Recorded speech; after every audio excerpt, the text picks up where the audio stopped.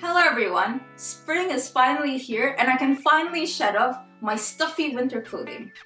I get so excited wearing the 80% of my closet that I can't wear during the winter, like a cute dress or a flowy skirt, and then I go outside of the door and I regret everything and I step back in.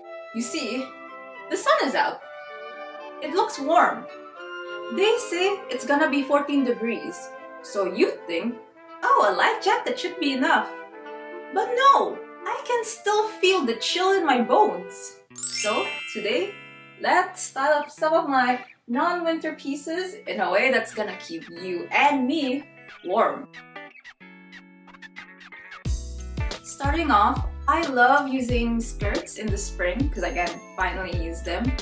But if you do want to wear like a mini skirt in the spring, I'd say your best bet is something like this.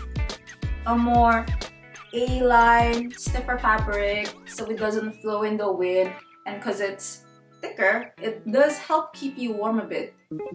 But because you are wearing a mini skirt, you should also pair it with a really warm sweater so that you keep warm even if you are wearing something short on the bottom. Like, for example, if you're wearing shorts instead of mini skirts. Personally, I'd go for something like a wool or cashmere jumper. And then you're all set, maybe with a light jacket, and you should be good to go. However, don't just wear the mini skirt on its own. You should also wear some tights. Or I guess in my case, these are knee-high socks. But anyway, you can wear your knee-high socks or even sheer tights or collar tights. As long as it's something that covers your leg a bit, so it does keep you warm. However, it is spring. You think, oh, flowers, flowing in the wind, flowy dresses and flowy skirts. So you're tempted to wear a flowy skirt, like this one I have here. But I do know in the spring, the wind sometimes still can be a bit strong. Well, more like a lot, that anyways. If you still want to wear a flowy skirt like this one I have here, I'd say pair it with this oversized sweater instead. But the key is, it has to be long enough to go over your hips, because then, at the very least, if the wind does act up and tries to, blow your skirt away, the sweater will be holding the skirt down so it doesn't fly. And also, I'm adding this Uniqlo white heat tech top underneath the sweater as an extra layer of protection against the cold. But honestly, any white long sleeve t-shirt should also work. I find that the looser your top is, the easier it is for me to get really cold. So I usually add on an extra layer of tighter fitting top underneath a looser sweater. But in this case, it also adds an extra layering effect, making the outfit look a bit more complete. But it doesn't just work for flowy skirts. The same trick also works on some pleated skirts, which also is a pretty good thing to wear in the spring. And just like the flowy skirt, the oversized sweater is holding it down, so when the wind blows in, it's not gonna fly away or anything.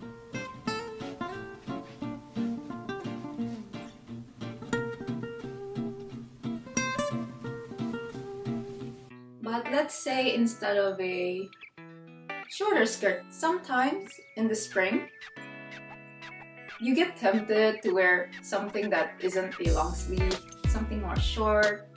So if you really want to wear something short sleeve, I would suggest to wear a short sleeve knit top. It's short sleeve, but it still keeps you warm. But if you do decide to keep your top with a short sleeve, then I would suggest to pair it with a longer skirt.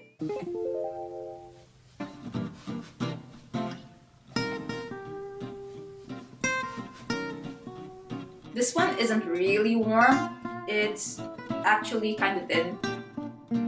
It's very thin. But if you remember what I said previously, you could wear some tights underneath. So it does give you a little bit of warmth against the cold and wind.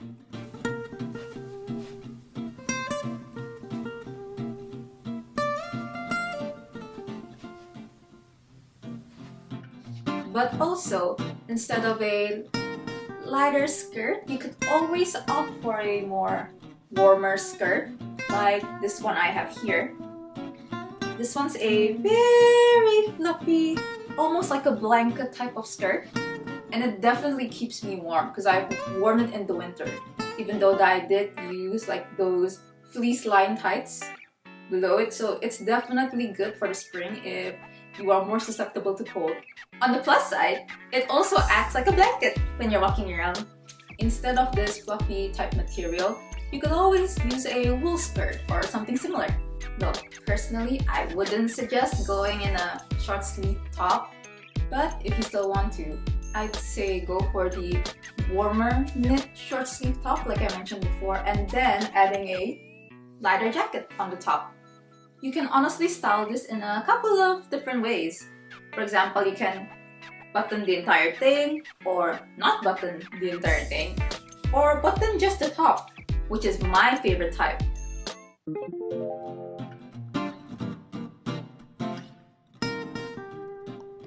You can also assume the warmer short sleeve top as thermals underneath your jacket to keep you warm even if the jacket isn't necessarily the most warm thing ever.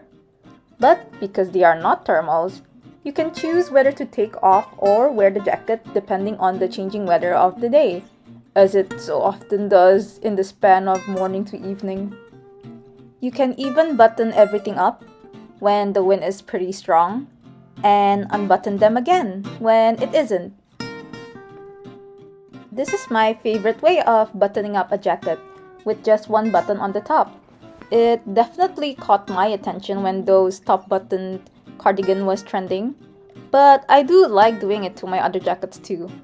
It just gives the outfit a bit more of an interesting shape, although it doesn't really serve any other purpose functionally. And of course, flowy dresses, the ultimate staple for spring. Currently, I have these two dresses right here. And basically, I'm gonna layer them with a sweater, but I'm gonna layer them a couple of different ways. So for this one, I'm gonna layer the sweater first, and then the dress on top of it.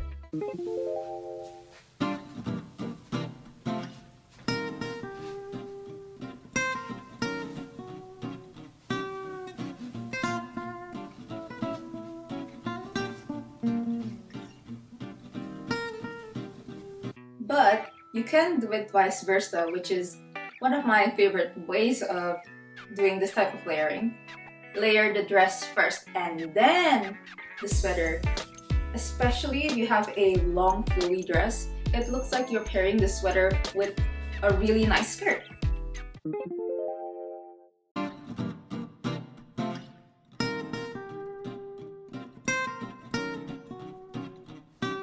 This dress is something I couldn't wait to wear. It's so cute and just screams spring with the flowy lace. But it's not something I can wear on its own when the weather is still this chilly, so I have layered a sweater on it a couple of times already. It's a pretty good compromise for me to keep warm but is still wearing the dress. And because I'm using a white dress, the sweater can add a pop of color so you can easily change the mood and style of the outfit. And here's my favorite detail. The halter ties into a ribbon at the back, and the higher neckline of the halter means that I can put the ribbon out of the sweater and add it on as another detail of the outfit. Just don't mind how messy it looks right now. I usually smooth everything out in front of a mirror, or I can even use a belt to change the length of the sweater if I wanted to.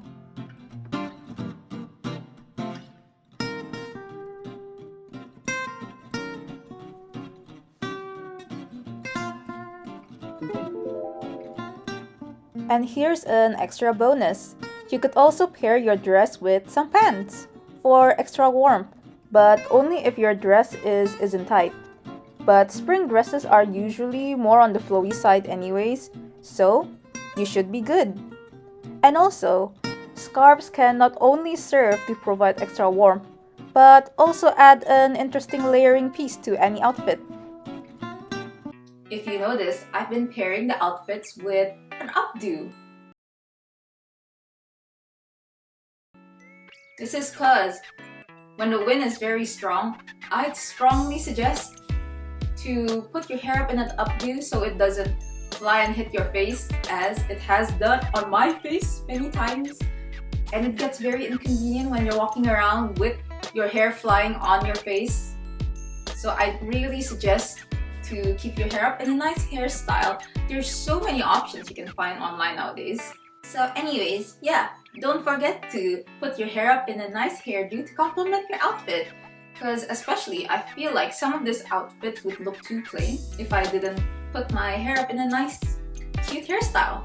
Alright, that's it for today. I hope this video has given you some ideas to style your spring outfits without freezing your bones off. And if you have any tips of your own, don't forget to drop them in the comments down below.